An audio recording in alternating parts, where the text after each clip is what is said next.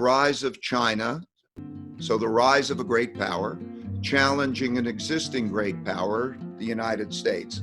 And that has enormous implications. As an investor, I think, what are the relative appeals of the markets? But it has a lot of implications. It's not just a trade war. So the markets and everything were reverberating the trade war, the technology war. However, in terms of the financial war, the Chinese have intentionally not been aggressive in the internationalization of the renminbi, and that there is a reluctance to do that because that is almost a signal of a threat, that they have intentionally not denominated their loans in renminbi and not done a number of things that will build the renminbi as a reserve currency. So they've actually held it back. And that, so I'm now speaking of the capital flows. We have different things, but let's take the capital flows.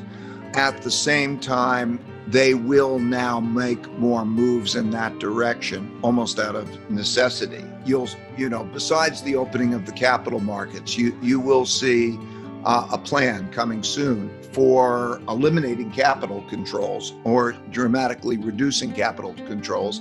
And you're going to see a number of moves on that part to develop.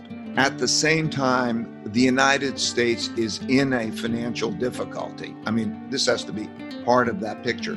How is the United States and the three major reserve currencies, what is their viability? And when you're dealing with economic viability in this is a very important question, because if we look forward, how much can the United States literally afford to build up its military and to have these expenditures? So if you look at history. So I think all of these things are markers for each other.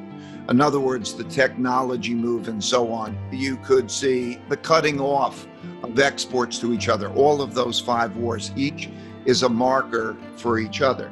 I believe that a Chinese response to that, now I'm not certain about this, but I do believe, a Chinese response to that would not be to curtail, to respond to adversely to American businesses or American or foreign, let's call them foreign, any foreign investment in the country. Because if you look at the rises and declines of empires, I don't know if you've seen my piece, The Changing World Order, but if you look at that and you look at the arc of the Dutch Empire and the British Empire and so on, one of the key things in terms of its development of a reserve currency and also development of it as an empire is to have a financial center that becomes one of the world's financial centers. So the development of the currency as a world currency, reserve currency, the development of a financial center, the development of capital markets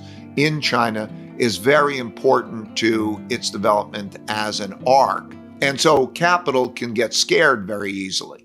If you do the wrong things to capital, it can lose all that. And then there's the individual and the country. One of the most powerful ways in negotiation is to deal with the individual companies or the individuals and have them on your side, China's side, as a way of affecting the policies of the government. And for those reasons, I don't think we're going to see any reaction on China's part to discourage capital flows into the country and so on. I think it'll move more toward the evolutionary course of developing reserve currency. I don't think China wants to threaten the U.S. reserve currency status. I think the United States threatens its own reserve currency status more than China threatens its status by some of the policies that it's doing.